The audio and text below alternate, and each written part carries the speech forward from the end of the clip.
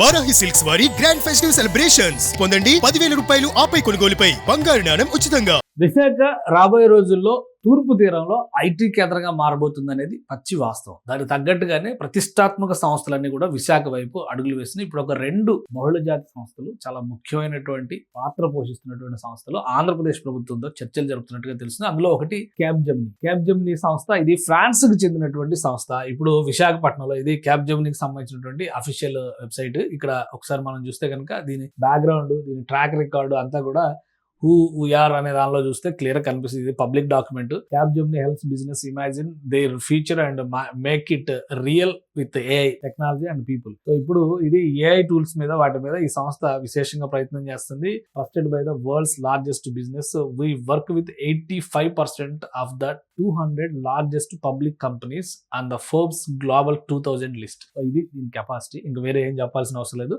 So ఈ సంస్థ ఇప్పుడు విశాఖపట్నంలో సెంటర్ ప్రారంభించాలని చూస్తుంది. ఈ మధ్య కాలంలో WNS గ్లోబల్ సర్వీసెస్ అంటే వరల్డ్ వైడ్ సర్వీసెస్ ఇచ్చేందుకు కావాల్సినటువంటి ఒక కంపెనీని కూడా అక్వైర్ చేసింది. ప్రపంచవ్యాప్తంగా దీనికి సంబంధించినటువంటి యాక్టివిటీని విస్తరించే ప్రయత్నం చేసింది. ప్రస్తుతం గూగుల్ నెట్వర్క్, గూగుల్ కి సంబంధించినటువంటి AI డేటా సెంటర్స్ అక్కడికి వస్తున్నటువంటి నేపథ్యం, అలానే సీలింక్ వస్తున్నటువంటి నేపథ్యం, వీటన్నిటి నేపథ్యంలో విశాఖ ఎకో సిస్టమ్ మొత్తం కూడా మారబోతుంది. ప్రతి ప్రెస్టీజియస్ కంపెనీ కూడా విశాఖ పైన ఫోకస్ పెడుతుంది. అందులో భాగంగానే క్యాబ్జెమినీ ఆంధ్రప్రదేశ్ ప్రభుత్వంతో చర్చలు జరుపుతున్నట్టుగా సమాచారం వచ్చింది. అలానే మరొక ప్రముఖమైనటువంటి సంస్థ RMZ, ఈ గ్రూప్ కూడా ఆంధ్రప్రదేశ్ ప్రభుత్వంతో సంప్రదింపులు జరుపుతుంది.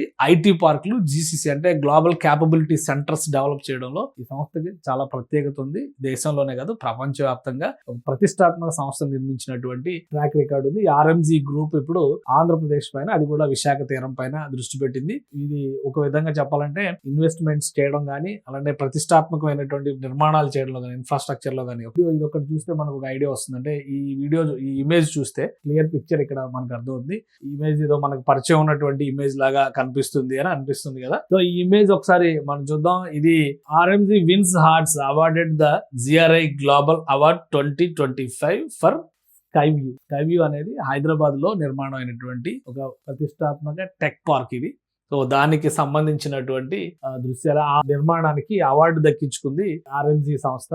సో ఇది దానికి సంబంధించి first place, second place, third place అని చెప్పని ఇమేజెస్ కూడా ఇక్కడ పెట్టారు. ఈ ఇమేజెస్ అంటే ఈ ప్రతిష్టాత్మకమైనటువంటి డిజైన్ రూపొందించినందుకు RMZ గ్రూప్ దక్కించుకున్నటువంటి పురస్కారం. ఇప్పుడు RMZ కనుక వస్తే రాబోయేటువంటి రోజుల్లో అక్కడ టెక్ పార్క్ల నిర్మాణం పైన చాలా ఇంట్రెస్ట్ కనిపిస్తుంది. ఎందుకంటే రాబోయేటువంటి రోజుల్లో పెద్ద ఎత్తున ఇక్కడ సంస్థలు వచ్చి ఉంటే కనుక వాటికి కావాల్సినటువంటి ఫెసిలిటేషన్ అనేది కూడా చాలా ఇంపార్టెంట్ అవుతుంది. కాబట్టి అందుకనే షేపింగ్ టుమారో అని చెప్పని క్యాప్షన్ పెట్టుకున్నారు. సో ఇక్కడ ఒక ప్రతిష్టాత్మకమైనటువంటి GCC గ్లోబల్ క్యాపబిలిటీ సెంటర్ లేదా tech park, dedicated tech park ని డెవలప్ చేయడానికి RMZ గ్రూప్ ఆసక్తి చూపిస్తుంది. దీనికి సంబంధించినటువంటి చర్చలు కూడా ఆంధ్రప్రదేశ్ ప్రభుత్వంతో ఫైనల్ స్టేజ్ లో ఉన్నట్టుగా తెలుస్తుంది. ఈ 2 సంస్థలు క్యాబ్జెమినీ గానీ, ఈ RMZ గ్రూప్ గానీ ఆంధ్రప్రదేశ్ లో విశాఖ తీరంలో ఎంటర్ అయితే అక్కడ టోటల్ ఐటీ ఎకో సిస్టమ్ మొత్తం మారిపోయేటువంటి అవకాశం ఉంటుంది. బహుశా ఐటీ పాలసీ చాలా మందిని అట్రాక్ట్ చేసిన ఆంధ్రప్రదేశ్ ఐటీ పాలసీ ఇప్పుడు ఈ సంస్థలు కూడా అదే కోవలో ఇప్పటి నుంచి ప్రణాళికలు రెడీ చేసుకుంటే గూగుల్ డేటా సెంటర్లు డెవలప్ అయ్యే నాటికి, ఆపరేషన్స్ లోకి వచ్చే నాటికి వీళ్ళు కూడా